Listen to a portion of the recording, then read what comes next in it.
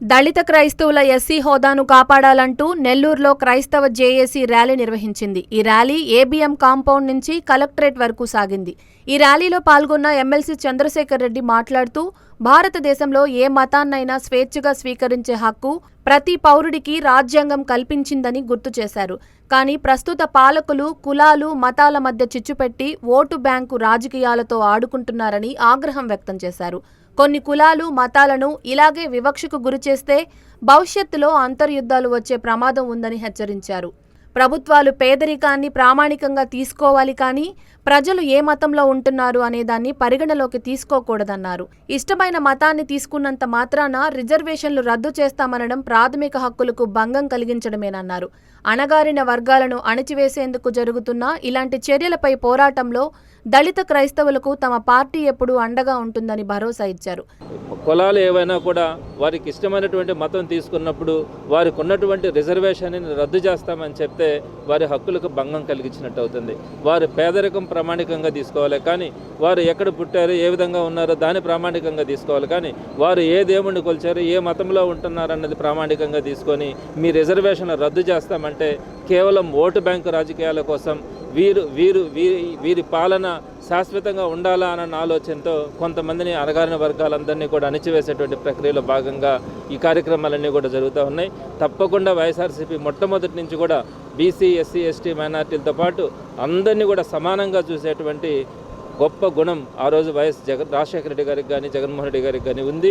ప్రస్తుతం కూడా అందరినీ సమదృష్టితో చూడడం కానీ, అందరికీ రావాల్సినటువంటి అవకాశాలు కానీ వాటన్నిటినీ కల్పించడంలో తప్పకుండా జగన్మోహన్ రెడ్డి గారి ప్రభుత్వం ఉంటుంది. మరి వీరు కోరుతున్నటువంటి ఈ న్యాయబద్ధమైనటువంటి కోరికకి వైఎస్ఆర్సీపీ తప్పకుండా వారితో పాటు నడుస్తుంది, మద్దతు ఉంటుందని తెలియజేస్తా ఉన్నాను.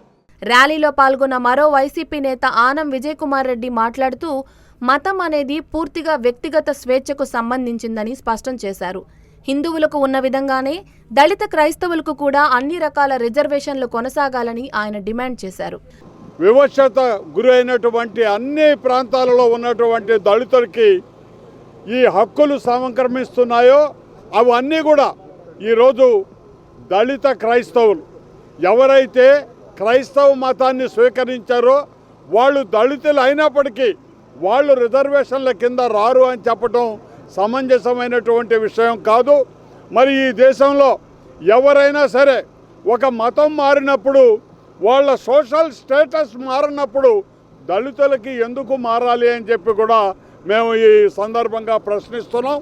వైఎస్ఆర్ కాంగ్రెస్ పార్టీ ఈరోజు మేమందరం కూడా దళిత క్రైస్తవులకి మద్దతుగా నిలిచి రిజర్వేషన్లు హిందువులకి ఏ విధంగా అయితే ఉన్నాయో దళిత క్రైస్తవులకు కూడా అదే విధంగా ప్రభుత్వం రక్షణ కల్పించాలని కోరుతూ సెలవు. బిషప్ ఆంటోనీ మాట్లాడుతూ, దళిత క్రైస్తవులకు రిజర్వేషన్ల విషయంలో ప్రభుత్వాలు పునరాలోచించాలని కోరారు.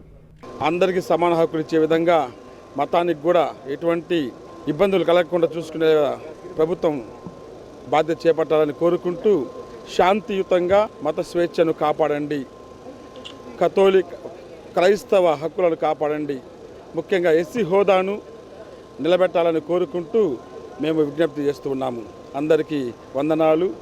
జై భారత్, జై హింద్.